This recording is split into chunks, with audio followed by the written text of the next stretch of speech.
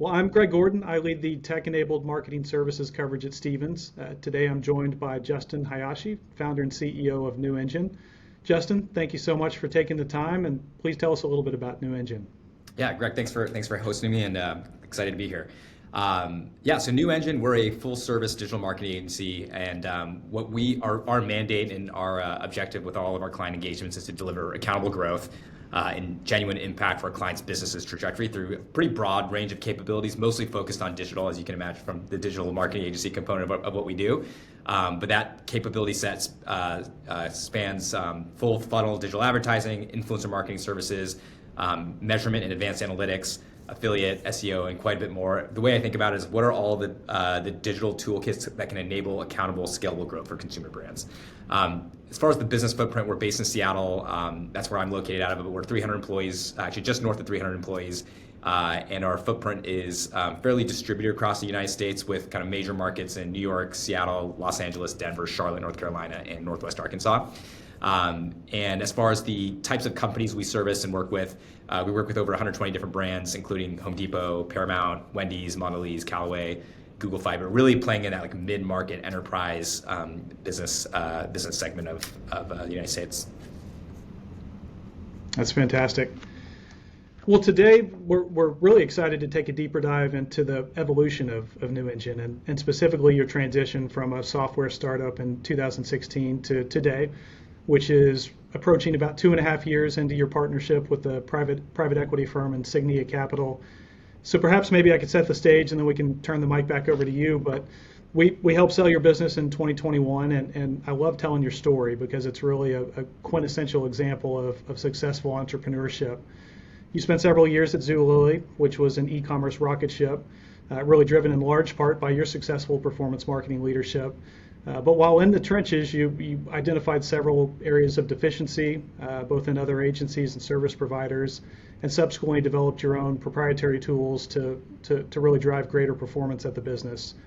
And said another way, you identified a market opportunity to build a better performance platform to drive superior ROI than what was otherwise out there in the market.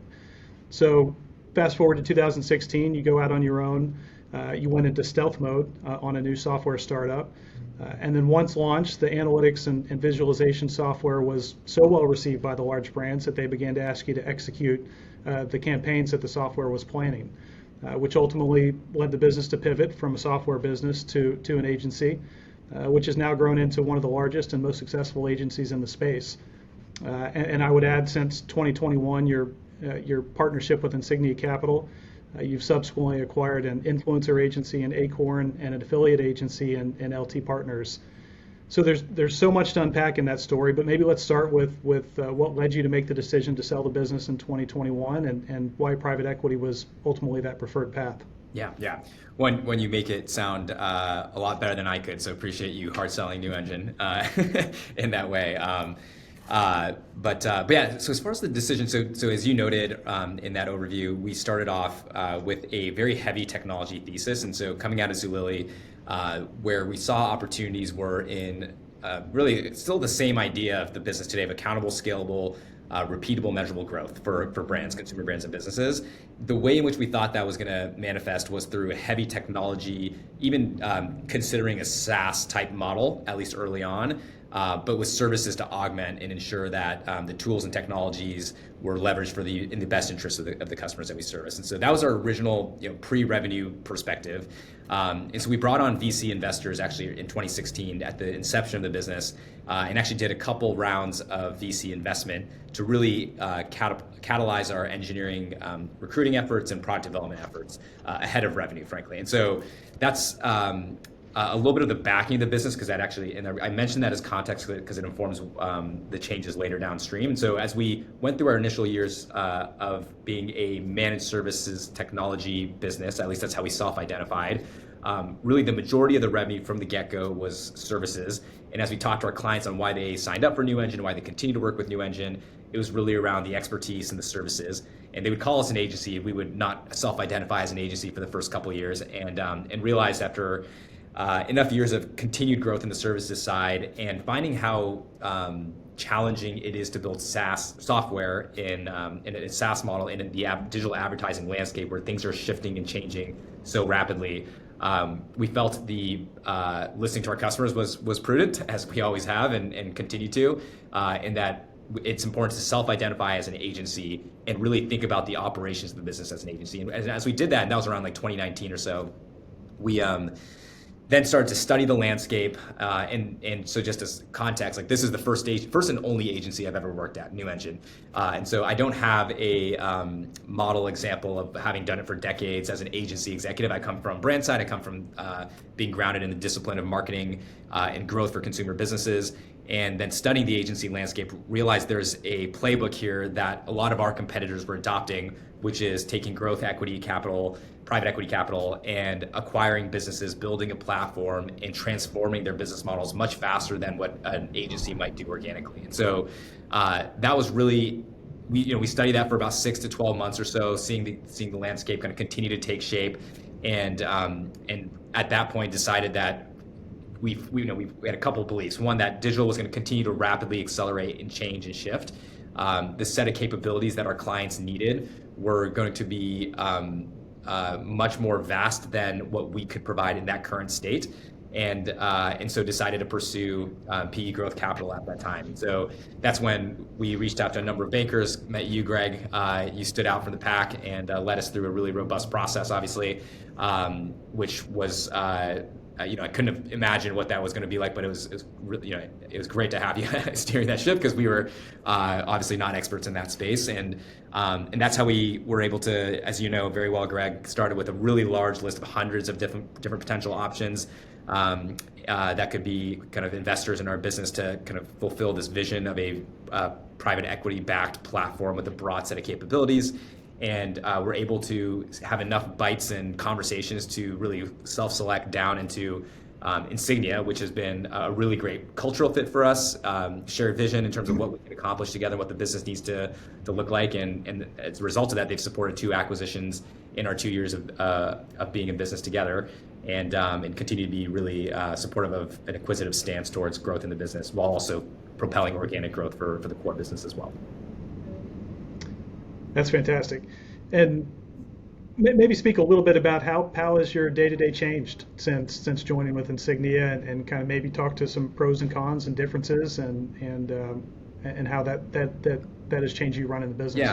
Yeah. I mean, in general, the day-to-day has not materially changed. We had great VC investors prior to, and now we have great private equity investors, and I think like more tactically, some of the changes, although it's not on the day-to-day level, but we went from multiple investors. So we raised capital from 2 VCs and a couple angels, and now we have one clear investor, which is Insignia Capital Group. And so as a result of that, there's you could argue a deeper partnership, but I think that's also the model of private equity relative to VC. So VC investors may invest in tens, sometimes hundreds of different companies. You can't possibly go super deep on any given investment. Their ownership stake tends to be also a little bit less than what private equity growth capital might be. Whereas Insignia, private equity, goes super deep. They're intimately familiar with our business. They engage with our team at deeper levels of the organization. They're here to be as helpful as we want them to be. And so it's a really good, robust partnership that has a lot more touch points. I think there's a lot of negative reputation and anecdotes out there around private equity being invasive in your business and whatnot. And that was, and as you might recall, Greg, during our initial conversations, that was a concern of ours when we were considering going down this path. And actually, I found that to be completely opposite with Insignia. And I think that's generally true for growth equity as well, especially at the stage of scale that we're at. Whether you talk to the competitor CEOs in our cohort, they've had, I think, generally a really positive experience with private equity and growth capital. And so that's been no different for us, where they're here to truly partner, fuel the business. They're going to hold us accountable, as they should, as any shareholder investor should. But I think that what Insignia has said is, like, they're not here to. They have a day job already. They're not here for a second job, and that's something they said up front. That's continued to be the case. And so those are probably some of the kind of the key differences there.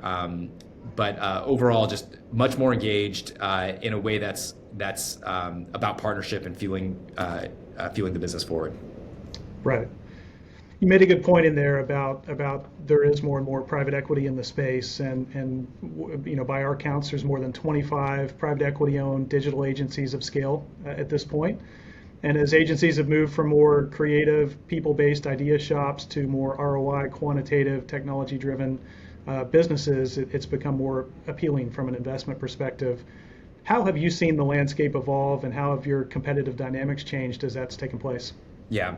So it's interesting. The like 25 sounds like a lot, and I'm sure it's a lot more than it was 10 years ago, but it's still not that many many agencies. And so the way I think about our space, especially for the ones that are servicing mid-market enterprise brands, which is where we're really focused, and servicing them exceptionally well, I should say. I think there's just not a huge cohort there that can really deliver on the promises that they tout early on in the process of potential engagement. And when I think about what the mid-market enterprise customers that we work with want, and I think I can extrapolate that out to the ecosystem to some degree, is they want to capitalize on the agility of one integrated business as opposed to like multiple businesses under a holding company trying to stitch together a cohesive offering. And so that's one advantage I think the small subset of these kind of PE-backed but scaled out kind of digital marketing performance agencies have an advantage over the holdcos on. And so that's one area. I think they also need our customers, at least they want proven scale that small boutique agencies often can't provide. So I think the stat I saw, and I've seen a range of like 20,000 to 40,000 agencies in the United States, depending on how you categorize it. It's a lot of agencies. 90+% are less than 10 employees. And so there's no shortage of agencies, but they're often subscale. They're often one really good marketer that started, but hasn't been able to kind of scale beyond that. But if you're a mid-market enterprise brand that's hundreds of millions of dollars or billions of dollars in revenue with sizable marketing budgets, that's insufficient for their needs as well. And so there's this kind of sweet spot that I think the last stat I saw was 200,000 mid-market businesses in the United States, and then there's another kind of 1,000 or so in the enterprise. They want exceptional partnership. They want that integration. They want agility. That's just the ones that are going to give them that TLC is a small subset. And so, again, agree with the point that there seems to be more and more PE-backed platforms that are emerging, and at the same time, I think there's a bigger pool of potential customers that need our services, and potentially there's room for more businesses like this. So yeah, that's just my perspective. Happy to elaborate further if that's at all helpful. That's great. That's fantastic. And you mentioned kind of the appeal and the need these days for a more fulsome suite of capabilities, and you hear a lot of talk about going full funnel from a digital perspective. You guys have bolted on an influencer agency and an affiliate agency. Maybe talk a little bit about their contributions to date and how you're seeing that drive growth in the business. Yeah, so it's been a massively successful acquisition for the platform. And so the company that we acquired was called Acorn Influence, December 2021, and it was shortly after our transition from VC to private equity as well. So there's definitely things started off fast and furious, much more so than I would have expected when we started our process together, Greg, of finding the right private equity partner. But that acquisition came 3 weeks right after our closing of the acquisition or the investment from Insignia Capital. But it's been a really good acquisition for us in a number of ways. And so overall, there continues to be a tailwind in the space around influencer marketing and creator content, and stating some of the, I think what is the obvious for those that are well versed in digital and marketing these days. The consumer is increasingly making buying decisions based on creator content, user-generated content, influencer content, as opposed to fully productionized, stylized ads. And not to say that those are decreasing in value necessarily. In fact, I think the Super Bowl ads, the big campaigns are still really important. But there's an and component to it. Of influencer content is also a really key part of influencing decisions. And so we're seeing some really good tailwinds there. Additionally, the acquisition really gave us a big springboard into the CPG ecosystem. And so some of the customers that we work with now include General Mills and Johnson & Johnson and SC Johnson and GSK and Kimberly-Clark and whatnot. And so CPG, it continues to be a really resilient segment of consumer products and the consumer ecosystem, and a large advertiser as well. And so that's been a really good kind of industry diversification move for the business. And with that, we've also been able to create some innovative products together, one of which is called Canopy. And it's really a mix of retail media, influencer content, connected TV advertising, all coming in together to drive growth for the brands that we service, specifically in the CPG ecosystem. So that's been a massive, from a P&L and financials and business perspective, really successful acquisition for us. However, what I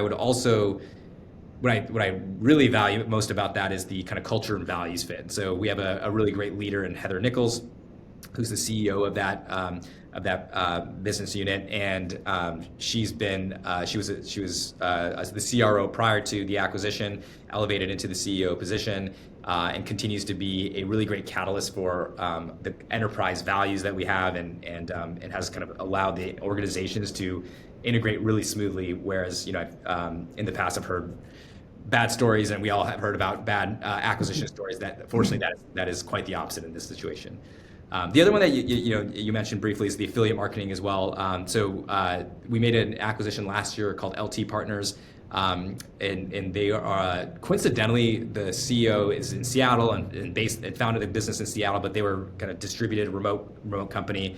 And so there's similarly, the reason we move forward with this one, really innovative capability set. So affiliate marketing, obviously that's nothing new. It's been around for decades, but LT Partners in particular was reinventing that model, away from typical coupon partners and more towards kind of a performance PR, accountable kind of influencer model to affiliate marketing.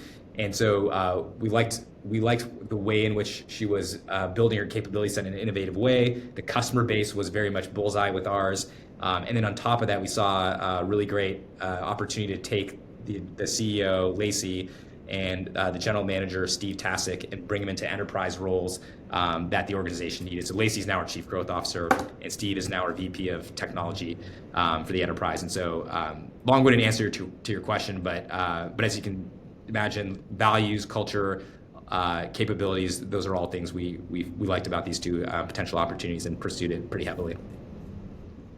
No, I love the detail, and as you know, you have to kiss a lot of frogs before you find such a good cultural and capability fit like that. Maybe talk a little bit about your M&A efforts in general and currently. Often people think when you work with a partner like Insignia Capital that it really kind of pours rocket fuel on the M&A efforts. Maybe talk about some of the processes you're going through, and then, what are really some of those really green lights and red flags of a transaction that you're looking for to drive success? Yeah. I like the kiss a lot of frogs analogy there. To your point, we look at a lot of opportunities, and unfortunately, we don't end up pursuing probably about 95% of what we come across. Right.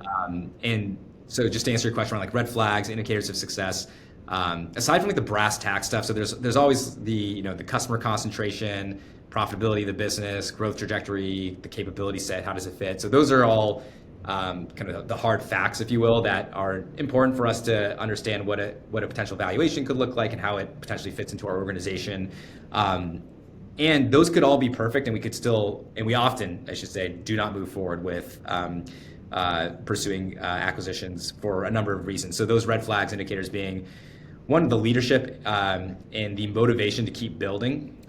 Is that there? Does that exist? And for us, business is hard. What we're doing is really difficult. We're a people-based business, and so the product is not some competitive copyright, or sorry, not some R&D that we got a patent on that we just need to distribute, or some SaaS software that we built and we just need to scale. Lead generation. It's our product is human beings, people. It's expertise. It's culture. It's values.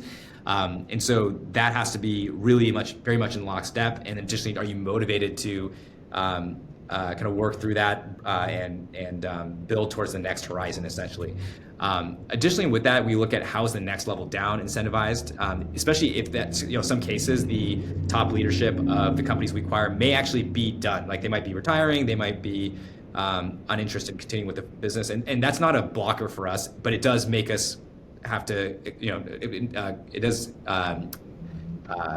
focus us in on the next level down and the leaders that are at the VP, the C level, the director level. What's their motivation? How are they incentivized to continue to win? The other piece, I think I talked a little bit about this, like values alignment already, but just to talk about how New Engine approaches values. So we have our 5 values. They're on our website, and we hire, we fire, we promote, and we give raises based on those values. And so when we do performance reviews, it's just those 5 values, and we go through and we think about the what and the how for each of those values, but we go through each of those and score, and that's how we make a lot of our personnel decisions. And that comes from a genuine belief that if all of our employees, myself included, embody those 5 values, we will be massively successful. And so that's a really core belief, and we preach it at our companies. I'm actually wearing these bracelets that have our values on it right now. That's how absurd I guess I am, and I can be self-deprecating about how much of a corporate robot I can be, but I really do believe in it, and so hopefully that comes off sincere. And so with that, we want to see those same values reflected in the M&A targets that we come across, and it's not to be judgy or anything. Like there's no like perfect person. We don't claim to be perfect. We don't claim to believe that our values are the right values for everybody. However, they're the right values for us. And having that alignment with a potential acquisition is really important. And so while they could call it use different words to describe those values, obviously totally fine and great, but we just want to see those values mirrored as we have multiple conversations. And so that's another really important piece. Another area that we really look for is like potential for leaders to play a role in the enterprise. And so Lacey and Steve are a really good example of this. They were both the operators of LT Partners, the affiliate marketing business we acquired last year. Lacey is now, again, as noted, a chief growth officer for the business, running our sales, marketing, BD functions. And then Steve is our enterprise technology leader. And what we really liked about Steve was that he had built this tech platform called Lift for LT Partners, and it was very impressive, and a lot of the clients were loving it, adopting it, using it. The teams were using it. It drove efficiencies in their business. It drove a standardized way of operating. It allowed for new capabilities that were more around like data science and modeling that a typical person coming to the business may not be able to do on their own. And so it up-leveled the capability set, and we wanted to take that and accelerate the overall enterprise's technology efforts. And so that's just another area that we look for. That's a positive for us. And then obviously, talked about this a little bit, but leadership character as well. And again, don't pretend like our way is the right way, but there's a certain way that we like to think about our people and how we lead and how we run the business. We often kind of describe our culture as like humble, hungry, smart are 3 things that we look for in talent and how we want to operate. The other kind of couple variables we also talk often about is like altruism, integrity. And so those are things we also look for in potential acquisition targets. And then also we have to be able to enjoy working together because there's some really hard challenges, things that we're gonna disagree. That's good. That's okay. It's not just okay. It's like it's healthy for the business. And can we problem solve and work through together and still be in lockstep and enjoy the process? And so there's a lot that I threw at you, but it's the soft stuff, and that's actually, I think, you could argue much more valuable. And I think if those things are in line, bad is not the right word, but the wrong capability set or maybe like slightly away from the core could exist, but we can still ultimately get to the right solution of building valuable business together if we have if the soft ingredients are right there. Right. But I mean, that's tremendous. I mean, you spent a significant amount of resources and time and effort to build and maintain that culture, and I love the 5 values. I'd be willing to bet you're disappointed if somebody comes into the review and they're not wearing the bracelets with the I try to be lenient on that. I recognize if I don't do it, no one else will, but I also don't expect everyone else to. So I get right over the top. Well, maybe we'll pivot to a completely different kind of viewpoint on M&A, and that's technology differentiation. How important is it to have a technology or a product differentiation when looking at an opportunity? Yeah. So when looking at an opportunity, it's valuable, but the devil's in the details. And so we obviously, as noted, we have a technology platform. The value we see in it is It streamlines processes. It provides kind of a clear and consistent way of doing certain tasks that are really critical and important to the running of our business. There's also additional advanced analytics and modeling that the technology provides that are potentially very manual, labor-intensive, require data scientists. How can we kind of tech enable that? And so there's a lot of good and value in the technology that we've built and that we want to continue to invest behind. But with that, it's not a prerequisite at all for us to acquire only companies that have invested in technology. And in some cases, it can actually be challenging in some ways, because if a company has invested heavily, I should say, in technology that has high overlap with what we have, we may find ourselves, and this is just the honest answer, in a situation where we discredit it a little bit or not value it in the way that the company that we're looking at acquiring wants it to be valued. And so I empathize with that businesses, given businesses' perspective that finds themselves in those shoes, because they've spent obviously lots of R&D and CapEx building that technology. But we are also on our journey and have kind of heavily invested in that direction, and duplication can be sometimes something to work through. On the other hand, like if they are built net new technology that we have on our roadmap but have not developed towards yet, that is extremely exciting for us. And so those type of situations, if we see a clear path to merging the platforms together, not necessarily immediately, but like over time, those we are intrigued. We would put a premium on those type of potential acquisitions and investments, and pursue those aggressively, assuming all the other soft stuff that I mentioned earlier is also aligned. So it's a bit of a nuanced question. It really depends, but there's there's also like the blocking and tackling challenges. Like this is in Google Cloud versus in AWS, and we use Tableau versus Power BI or whatever it may be. But generally, those things we can overcome. There's some annoying kind of migration work that needs to happen to kind of get on a consistent platform. But the main drivers of value or potentially discounting the value is how it fits into the roadmap and vision of what's been done or what we intend to do in the future. Right. As we take a step back and look towards the future, where do you see New Engine in 5 to 10 years, and do you see any technologies or changes in the market dictating any pivots? Yeah. So at least at a broad level, I believe where we are positioned, the capability set that we have is going to remain relevant for the next 5 to 10 years. Obviously the emphasis on Ferry's capabilities will ebb and flow depending on the moment and what's happening in the industry. But where we are positioned is we want to continue to service exceptionally well the middle market enterprise customer base, and be the premier digital marketing agency of record for those businesses. And as we think about where the enhancements for our businesses lie, I think one, there's a desire to expand our geographic footprint.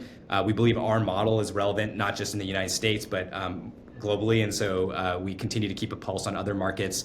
And if we identify an opportunity to take a large step forward internationally, then we would absolutely not bat an eye at that and view that as a step forward that's aligned with our ultimate vision of being a global digital marketing agency of record for mid-market enterprise brands. That's probably the biggest enhancement. We're also investing heavily in the world of first-party data and around measurement and analytics as well. That's already been a key focus from the get-go of our business. We care a lot about accountability with our marketing efforts. That accountability and what that looks like has transformed dramatically over the last couple of years with iOS 14 and privacy laws, Chrome cookie deprecation this year, and much more that we think is going to continue to happen in that direction over the next coming years. And so, how do marketers evaluate the overall true impact of their programs holistically across a wide range of levers is paramount, and doing that at global scale. And so those are probably where you're going to see our business continue to push the gas heavily, in addition to the expected iterations and evolutions of our capability set that have always happened over the last 7 years that we've been in business. That's fantastic. I love it. Well, Justin, it's been a pleasure catching up with you today. It's been a pleasure working with you. It's been just wonderful to watch you guys continue to grow and scale and move into different products. And wish you all the best of success in the future, and look forward to catching up with you soon. Yeah, thanks, Greg. Appreciate you having me on. Thanks so much. Of course. Thank you.